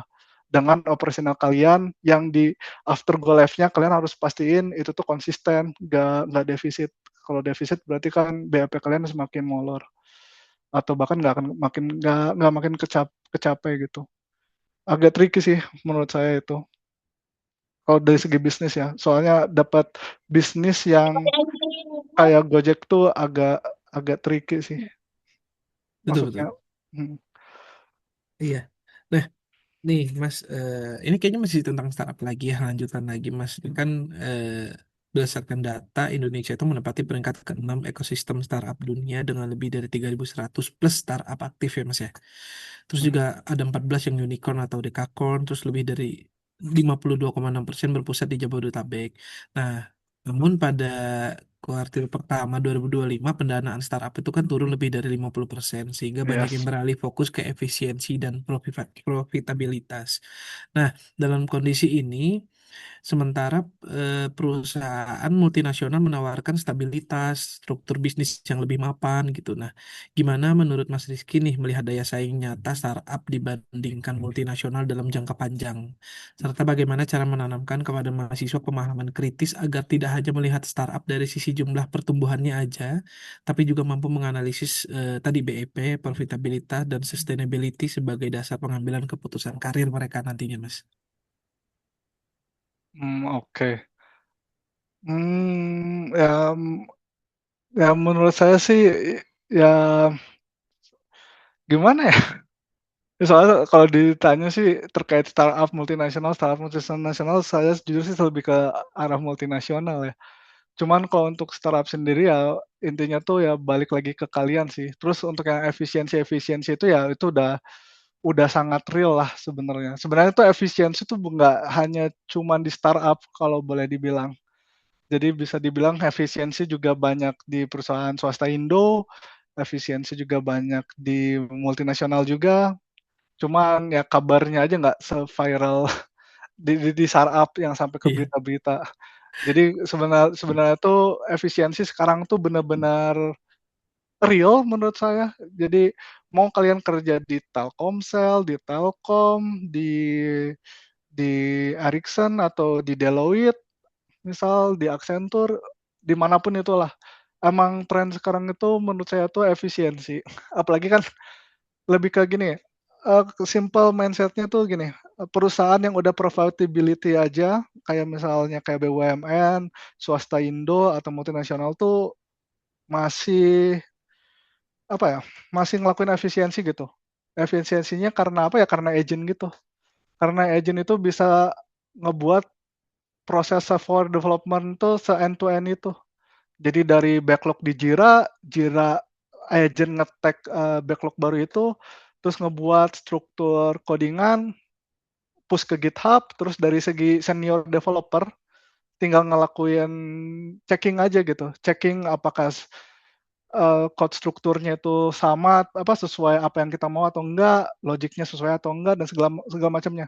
Karena ada AI agent ini, jadi tuh company itu akan lebih fokus ke, mempertahankan orang-orang senior. Orang-orang senior, sedangkan yang junior sama middle-nya bakal less hiring biasanya. Karena kenapa? Proses end to end software developer itu tuh udah bisa kejadian, karena udah bisa terjadi. Makanya kalau misalnya teman-teman ngelihat market, sekarang tuh targetnya tuh untuk IT, role-nya tuh ya cuman integrasi, AI engineer, LLM integrasi, terus itu data engineering, DevOps, itu tuh yang paling banyak. Kalaupun ada full stack atau back end atau front end, itu tuh open, tapi udah apa ya, marketnya tuh udah harganya tuh udah benar-benar jomplang, nggak sefantastis itu. Misal kalian mau nganggap, apa ya, misal kalian mau jadi back end engineer fresh grad, terus apply di startup atau apply di BUMN atau multinasional, mungkin dulu tuh bisalah dapat 10 juta, 15 juta, atau bahkan kayak teman saya itu langsung 20 juta, 30 juta di Gojek waktu booming-boomingnya. Kalau sekarang tuh udah nggak akan kayak gitu. Jadi udah pasti mau dimanapun kalian berada tuh untuk di bagian itu tuh ya 7 juta, mentok-mentok 10 juta, 11 juta, nggak akan se-hype dan se-booming itu. Karena AI agent tuh udah bisa se-end to end itu, dan juga apa ya, eee, startup juga kondisinya juga sama. Yang ngebedain adalah, positioning-nya aja. Startup ini tuh rata-rata belum profitability, sedangkan yang lain tuh udah profitability. Cuma nanti kalau misal kalian mencoba seperti saya gitu ya, pindah-pindah internship kayak gitu, nanti juga kalian bisa kelihatan kok, mana yang kalian ngerasa cocok. Kayak misal startup itu benar-benar menurut saya enak banget untuk segi growth, learning growth kalian tuh benar-benar tinggi, orang-orangnya eksploratif, inisiatif, proaktif, cuman ya itu, mau sampai kapan? Karena kadang kan yang muda-muda ini tuh banyaknya di bagian apa ya, engineering lah. Sedangkan yang udah tua atau senior tuh kan di manajerial. Nah, kalau misal bagian atasnya itu tuh amburadul atau ada selek atau udah kena politik sana sini, ya jatuhnya hancur. Kalau contoh simpel case-nya Tokopedia lah. Tokopedia itu tuh salah satu di mana dari segi politik itu tuh startup tuh bisa sehancur itu. Karena kenapa? Ibarat Tokopedia itu kan dulu tuh dibuat sama Tanuwijaya, terus dia tuh sempat dekakon juga kan, terus bisa sehancur karena kebijakan-kebijakan Indonesia juga gitu. Mm-mm. Kenapa itu bisa hancur? Karena dulu kan sempat ada viral ya, kayak pasar-pasar pasar-pasar di Jakarta itu, aduh Tanah Abang kalau nggak salah, itu kan banyak yang tutup. Terus ada yang viral juga kan kayak apa, isu si TikTok Shop itu tuh nggak punya lisensi atau hak untuk jualan karena itu tuh di satu app TikTok atau disuruh terpisah gitu kan kalau nggak salah. Indonesia ngebuat itu tuh jadi hal yang merusak harga pasar, tidak boleh, dilarang, terus ya TikTok Shop harus bubar, nggak boleh jualan di Indonesia. Cuman kan dari regulasi-regulasi Indonesia sendiri, ternyata orang Cina ini tuh pintar. Ya udah, karena GoTo atau Tokped itu tuh open public, orang TikTok ini, orang ByteDance itu sesimpel kayak, ya udah, kalian ngejual tidak memperbolehkan kita, kita beli startup yang kalian banggakan. Ya makanya di situ ada fase di mana pihak-pihak luar pun jadinya apa ya, yang open public dan startup yang masih skala-skala kayak Gojek yang udah besar tuh masih bisa di take over juga gitu. Dan jadinya apa, untuk case Tokopedia ini, karena TikTok atau ByteDance itu dan take over hampir berapa persennya Tokopedia, jadinya apa, konsolidasi. Dengan adanya konsolidasi, mau nggak mau, pegawai Tokopedia yang udah kerja bertahun-tahun sampai Tokopedia IPO sampai ByteDance membeli saham Tokopedia itu, ya mau nggak mau kena konsolidasi karena bakal redundansi sama orang-orang yang udah kerja di TikTok Shop sebelumnya. Jadi karena TikTok ini menjadi owner dari Tokopedia, ya kalau misalnya kalian lihat nih ya, satu persatu banyak fitur-fitur atau aplikasi Tokopedia itu udah makin menghilang dan pindah ke TikTok Shop kan. Nah di situ ya otomatis ya orang atau pegawai Tokopedia ya harus aware secara politikal, secara governance, ya kita harus aware ya posisi kalian misal nggak akan aman-aman aja gitu. Jadi startup tuh lebih ke apa ya, growth kalian tuh benar-benar tinggi. Kalian juga bisa kayak teman saya yang Gojek itu juga dia udah pindah ke Amsterdam gitu. Growth-growth untuk kayak gitu tuh bakal sangat tinggi dan lebih mempermudah kalian kalau misalnya kalian mau pindah ke negara lain di bagian high tech itu tuh benar-benar bakal ngebantu. Cuman ya gitu, kalian harus nggak boleh ngerasa nyaman di apa, di startup itu. Karena kenapa? Kalau kalian ke layoff, startup itu tuh rentan ngasih kompensasi. Beda sama halnya BUMN atau MNC, kalau misalnya kalian udah jadi karyawan permanen ataupun apapun itu tuh kalau kalian kena layoff, mereka tuh bakal ngikutin aturan. Jadi kalian bakal dapat kompensasi dan dibayar. Sedangkan kalau di startup gitu, ya ada kemungkinan kalian nggak dibayar juga gitu. Karena saya pernah dengar-dengar beberapa startup yang bubar, kena layoff, ya nggak dibayar pesangonnya dan segala macam. Karena ya gimana mau bayar, secara operasionalnya aja nggak profit dan mereka juga masih minus gitu. Jadi lebih ke apa, objektif kalian sih. Jadi kalau saran saya sih, coba kalian apa, ambil intern startup, ambil intern multinasional, nanti kalian kelihatan kok di situ tuh kalian tuh seratnya di mana sih. Karena itu lebih ke kalian apa ya, masa depan kalian tuh di tangan kalian. Jadi kalau kalian ngerasa lebih seratnya di startup karena lebih sering ngulik, lebih fleksibel, gak banyak korporasi atau governance. Jadi ya udah kalian fokus aja di situ. Tapi pada saat di startup itu kalau misalnya kalian udah menemu nih gosip-gosip, isu-isu terkait startup kalian udah gonjang-ganjing manajemen dan udah nggak konsisten, dan kayak misal founder-foundernya udah keluar gitu, ya di situ kalian harus siap-siap ancang-ancang antara di layoff atau kalian ya harus cepet-cepet cari pengganti gitu sih. Soalnya ya ke startup itu menurut saya gitu sih, nggak bisa main aman sih. Tapi ya kalau untuk Mm-mm. growth ya itu bagus sih. Oke.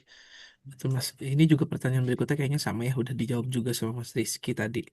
Nah, paling kita di sini pertanyaannya tentang benar dapat digunakan dalam ekosistem bisnis yang dinamis dibandingkan dengan pendekatan analisis perusahaan multinasional yang datanya lebih stabil dan struktur. Tadi ada jawab juga sama Mas Rizky ya, bahwa emang kalau di startup itu ya pasti lebih dinamis ya, maksudnya Iya, gonjang-ganjingnya itu banyak banget, beda dengan kalau sudah kita bekerja di multinasional dan lebih stabil ya Mas ya. yes. Oke, nah nih pertanyaan berikutnya nih Mas dari Resan. So, izin bertanya Pak, bagaimana cara mencari partner company jika membangun startup dengan bisnis model B2B di saat masih banyak di saat masih menjadi mahasiswa yang notabene-nya masih sedikit koneksi ke partner B2B. Oke. Kalau untuk itu tuh sebenarnya tuh ada, seingat saya tuh, sesimpelnya itu sebenarnya tuh ikut komunitas sih. Ikut komunitas, ikut workshop, terus ikut apa ya, ikut lomba-lomba juga bisa. Kadang juga apa ya, di Indonesia tuh suka ada namanya event kayak startup startup gitulah, apa kayak kayak kita tuh cuman jadi orang yang ngedengerin workshop itu, terus ada startup baru yang mau present, ya kita kenalan di situ, terus ya jatuhnya apa ya, kalau misalnya dari mahasiswa pengen punya networking kayak gitu, ya kita mau nggak mau harus ikut ikut apa ya, komunitas yang apa ya, yang sering ngadain acara face to face atau offline sih, mau nggak mau. Tapi untuk ikutan itu pun ya kalian nggak bisa sebatas apa ya, nggak bisa sebatas kayak kalian diam nonton presentasi gitu, nggak bisa. Mau nggak maunya kalian harus proaktif kayak pas pas misal nanya ke sebelah kanan, kiri kalian, depan, belakang mungkin, ya kalian secara inisiatif atau proaktif ya kenalan. Siapa tahu yang di sana tuh ternyata ada yang udah kerja di perusahaan mana atau senior mana atau apapun itu, jadinya tuh kalian punya koneksi gitu, terus ternyata kalian sering ikutan bareng misal sama yang teman kalian yang baru kenalan di workshop A, terus ketemu lagi di workshop B, C, D, terus tiba-tiba dia dapat apa, punya punya ide bisnis atau apapun itu, ya di situ tuh bakal jadi suatu opportunity buat kalian sih. Jadi jatuhnya apa ya, kalau dari mahasiswa sih ya ikut-ikut program gitu sih, ikut-ikut program yang ada workshop face to face kayak dev camp atau terkait apa ya, presentasi lah. Seingat saya di Bandung sih harusnya banyak ya, walaupun nggak sebanyak Jakarta ya, tapi seingat saya banyak sih. Atau nggak kayak di Jakarta tuh kayak kadang Google tuh suka ngebuat apa ya, Google Dev Conference atau apa, itu tuh yang ikutan di situ tuh kadang-kadang ada juga profesional-profesional, manajer-manajer di situ gitu. Jadi bisa jadi kalian tuh pas masuk ikutan di situ kenalan, ternyata kenalannya itu bapak-bapak yang manajer atau senior yang manajer, terus kalian tektokannya enak, terus dia ternyata pengen buat usaha atau apa, ya di situ kalian bisa inovasi bareng gitu. Atau enggak misal ikut-ikutan program startup kayak Antler kalau nggak salah, itu juga kalian bisa ikut-ikut coba submit, soalnya isi-isi kalau kalian ikut-ikutan apa ya, program-program startup itu tuh biasanya tuh udah ke-filter. Orang yang benar-benar pengen buat startup itu biasanya rata-ratanya konsisten dan bisa dibilang ya pinter-pinter lah. Jadi mereka bakal apa ya, bakal satu prinsip lah kayak kalian. Soalnya susahnya startup tuh konsistensinya aja sih.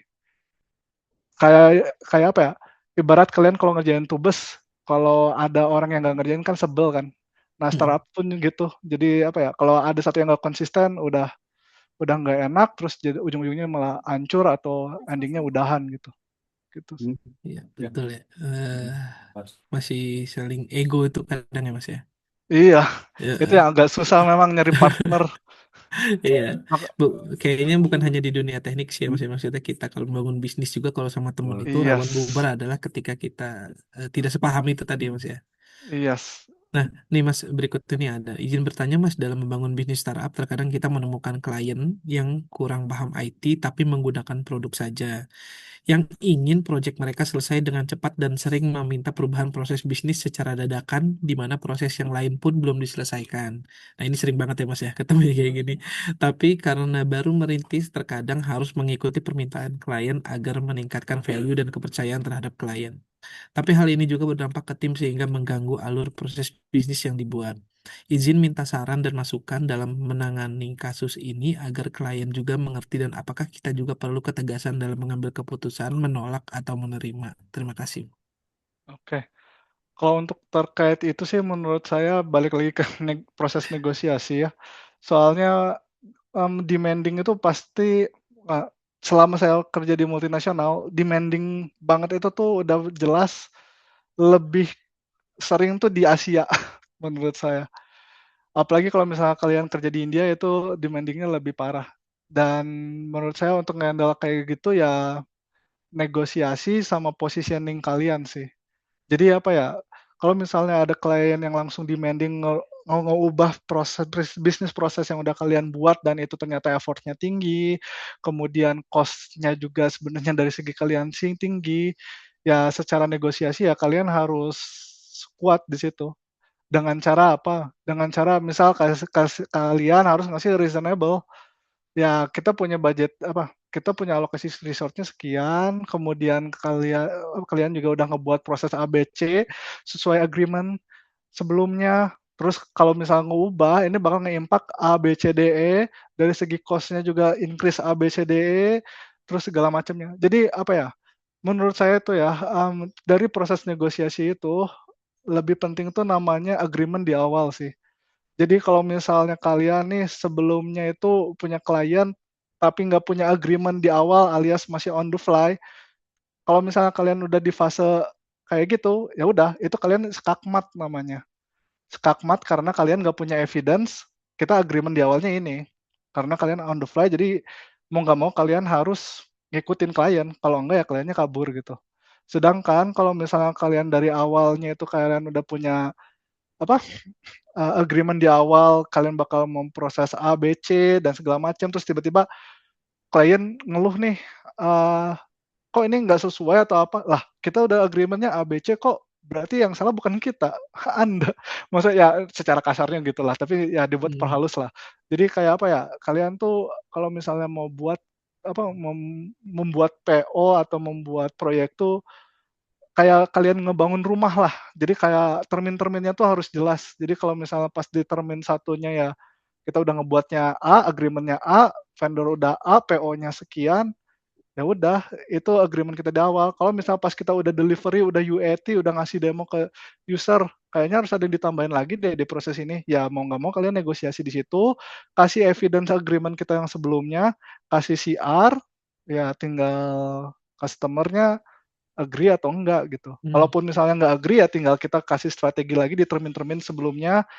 Ya, paling kalau misalnya ini ya mungkin term yang sebelumnya harganya dinaikin, Pak, atau apa, Pak, atau ada yang dikurangin dengan harga sekian. Itu lebih ke apa ya, bagian kalian negosiasi aja dan negosiasi dan build trust sih. Soalnya kadang klien itu tuh apa ya, selalu cuman pengen apa yang dia mau, tapi pas kita tagih tuh nggak mau gitu. iya, Bayar pun nggak mau gitu.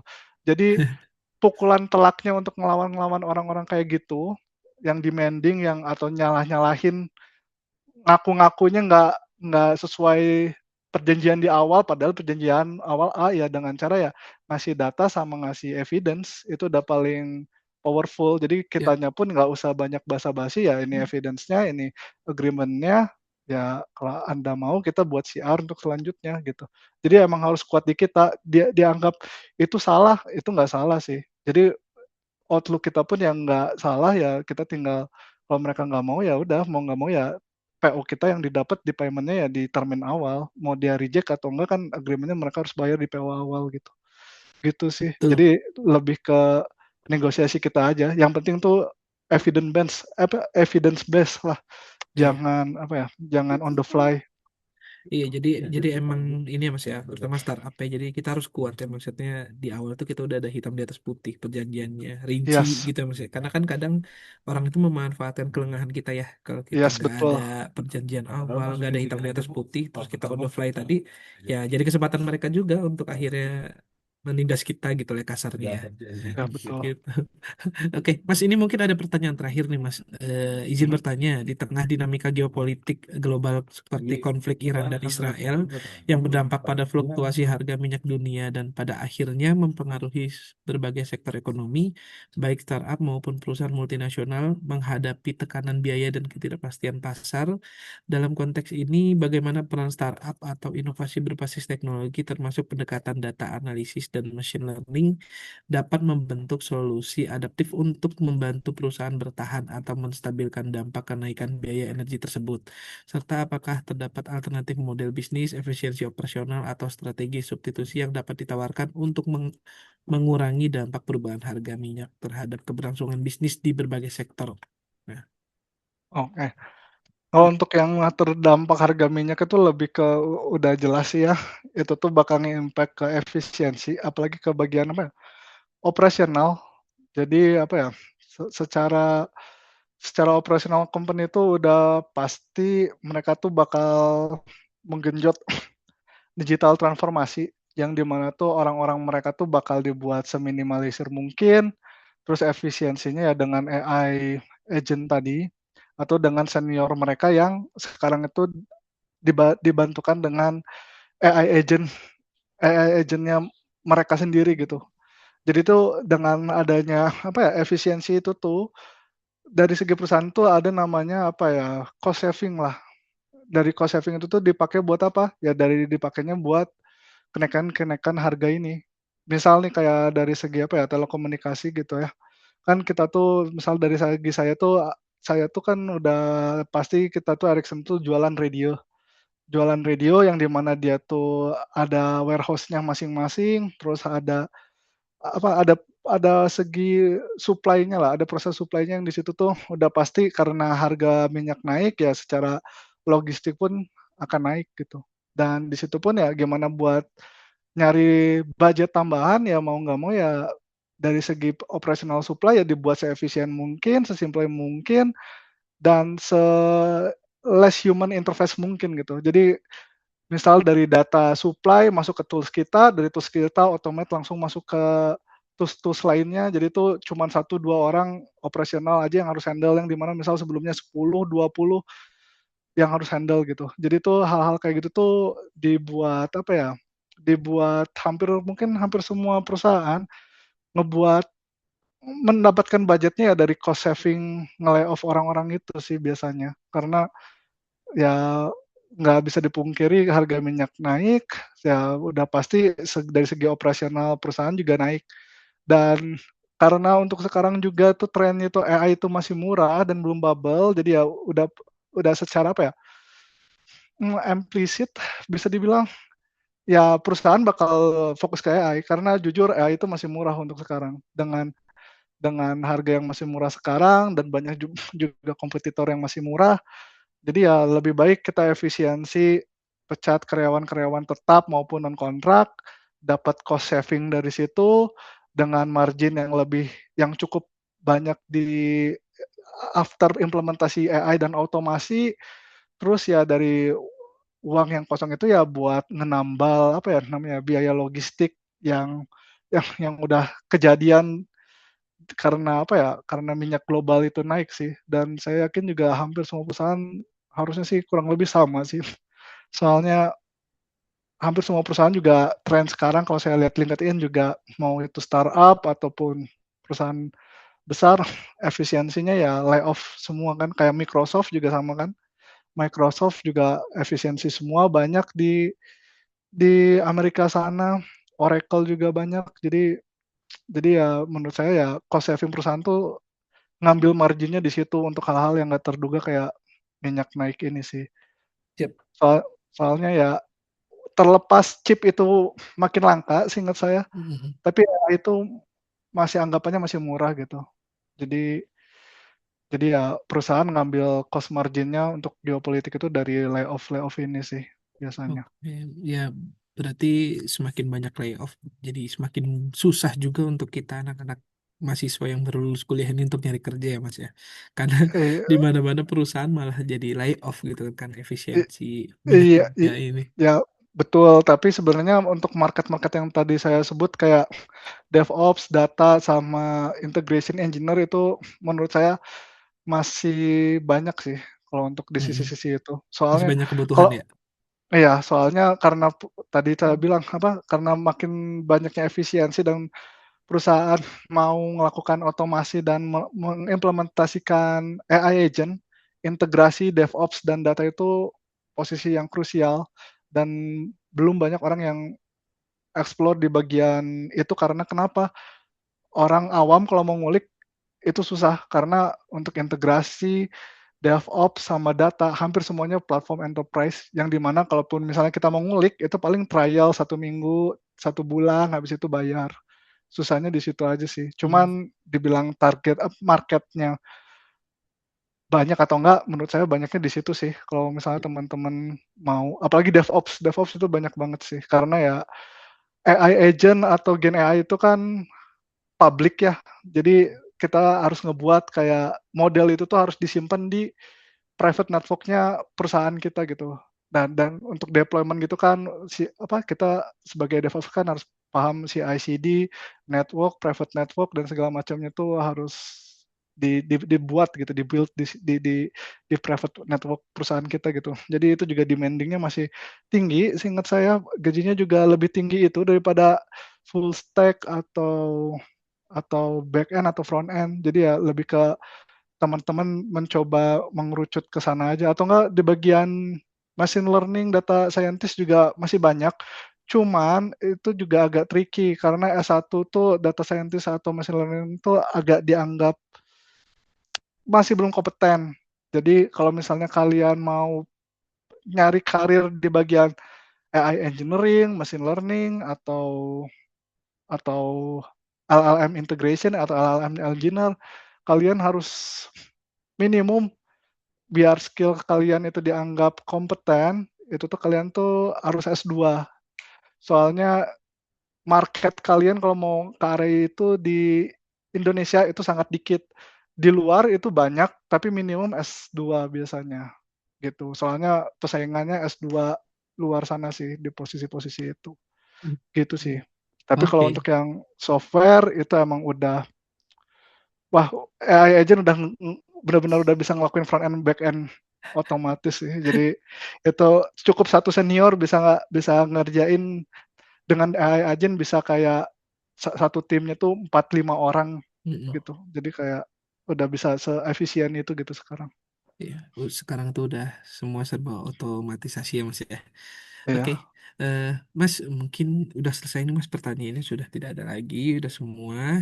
Jadi terima kasih sekali lagi untuk Mas Rizky sudah memberikan ilmu dan wawasan untuk teman-teman mahasiswa semua yang hadir hari ini. Semoga ilmu yang diberikan oleh Mas Rizky hari ini, yang di-share hari ini itu bermanfaat buat teman-teman ya Mas ya, buat wawasan mereka terbuka gitu. Nanti bahwa ke depannya itu dunia itu akan banyak banget perubahan dan mereka harus Yes. mempersiapkan dari sekarang gitu. Jangan sampai nanti ketika mereka di semester akhir atau sudah mau mencari kerja baru bingung gitu. Saya mau kemana, saya harus ngambil apa itu baru bingung gitu. Jadi mumpung masih tingkat 2 ya atau semester Iya 4, betul. Oh ini jadi tingkat 2. Hmm. eh, jadi ayo disiapkan dari sekarang ya teman-teman untuk nanti ke depannya itu dunia itu pasti akan berubah ya, terutama 5 Yes. tahun 10 tahun ke depan itu pasti akan berubah banget.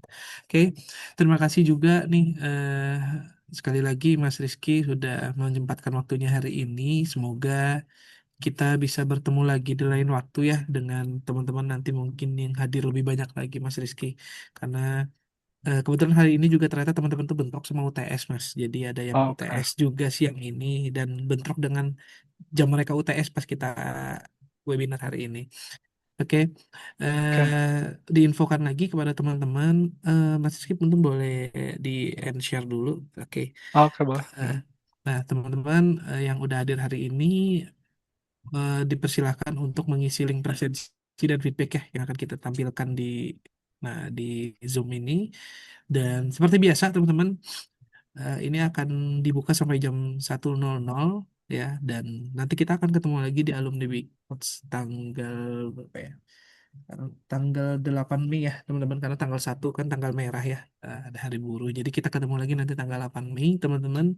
Jangan lupa dimasukin kalender ya. di apa namanya di alarm buat teman-teman hadir seperti biasa jam 8.30. Oke, paling itu aja yang dapat saya sampaikan. Sekali lagi terima kasih semuanya yang udah hadir hari ini. Terima kasih juga buat Mas Rizky. Izin saya tutup. Saya selaku pemandu acara hari ini mohon maaf apabila terdapat kekurangan atau salah kata. Saya tutup. Wassalamualaikum warahmatullahi wabarakatuh. Selamat siang dan sampai jumpa semuanya.